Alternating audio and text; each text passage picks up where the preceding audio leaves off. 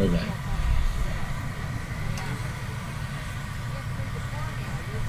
So the body of this piece is almost complete at this point. And he's going to sit down flat in the bottom. And then they'll take off the blowpipe and hold it with a pontoon rod.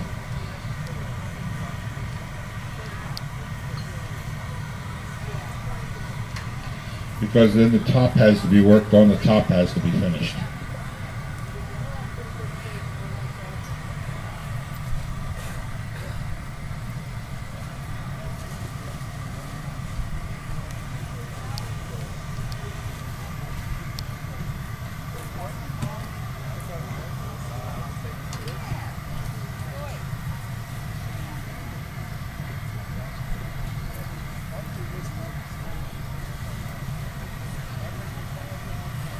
Trying to get that bubble to go down a little bit further in the piece.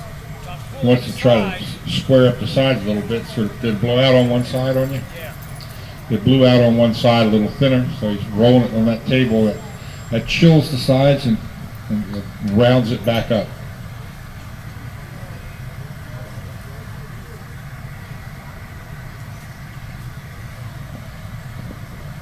Hey, Steve. Hey, there he is. Welcome back. Got any Jeep parts?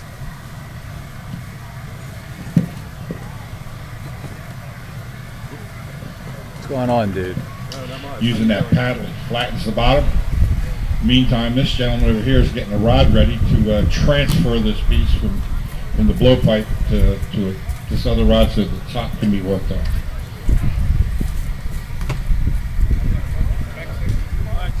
I'll come back when you're done. All right, what's that? Big you need to see it. You need a break? In about a half hour. Okay. I'll keep going. Using the jacks, he indents the bottom so he can find out basically where center is. As long as you're rolling the pipe, you just work it just like it was a lathe. You'll find center. And they'll take a little dab of glass on a solid steel rod, come over, and they'll put it in that spot right on center. They'll take a wet file and cause a fracture around the early cut down that he made. And once that's fractured, a tap on the pipe usually separates it and transfers it to the pontoon rod. You got to realize the early bottles were all made this way, one at a time. There goes the filing, causing those fractures. We'll give it a tap. Comes off. And now he can go ahead and start the finishing process on the top.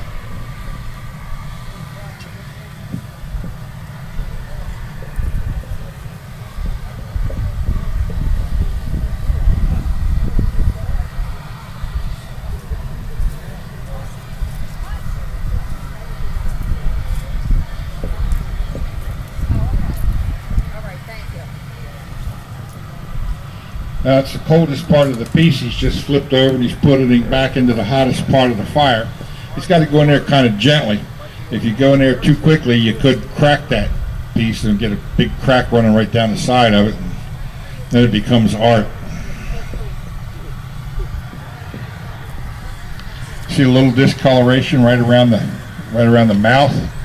He'll put the jacks in. He'll open that as far as it will open on the first heat, because that's also the thicker part of the glass. Takes a while to heat it up. Of course, as he expands that and stretches it out, the glass gets thinner. So that's just part of the deal. That's pretty iron in there. Our furnace is basically self-destructing. What are we, 5 years now? 6 years? 7 years, okay. They ain't supposed to last 7 years, but especially bouncing down the road all the time. But this year it goes back to the village and gets rebuilt. Temperature's about 2,200 degrees in here. Well, about 2,200, 2,300 to melt. Probably working temperatures around 2,000 to 2,100. And by the time you get it out to this stage, it's probably 1,800. And rapidly cooling down because of the surface area is throwing heat off the piece quickly. That's why he's got to keep going back in. He's just going back in to reheat it so it's pliable again. In a factory, they would have went into what's called a glory hole. There would have been a separate furnace with a fire just all the time in it.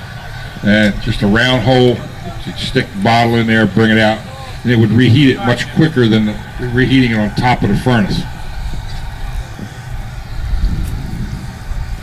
Okay, in order to make this a mug, we have to have a matching iron stained handle.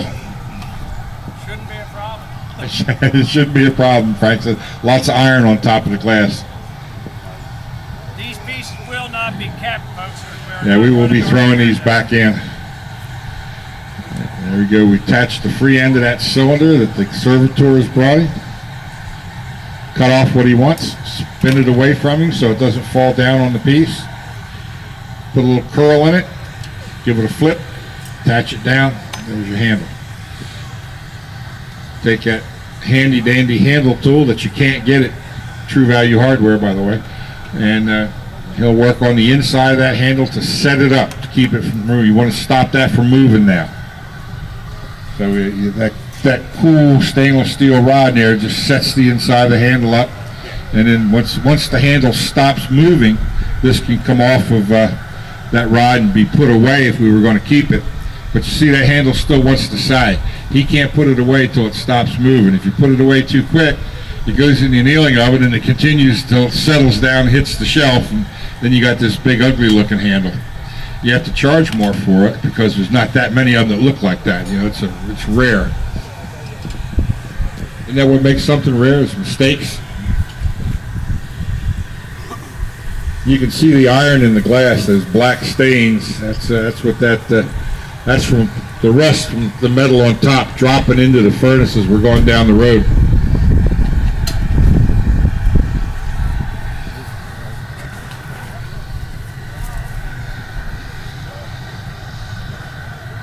I don't think he would like a record of that piece. We'll have to confiscate that camera.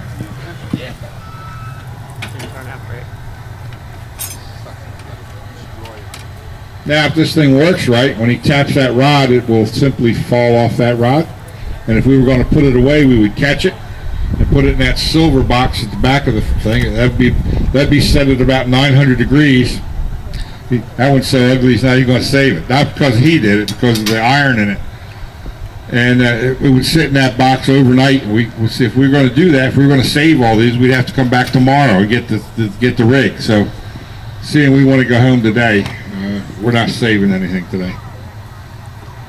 We'll have another demonstration in about 10 minutes.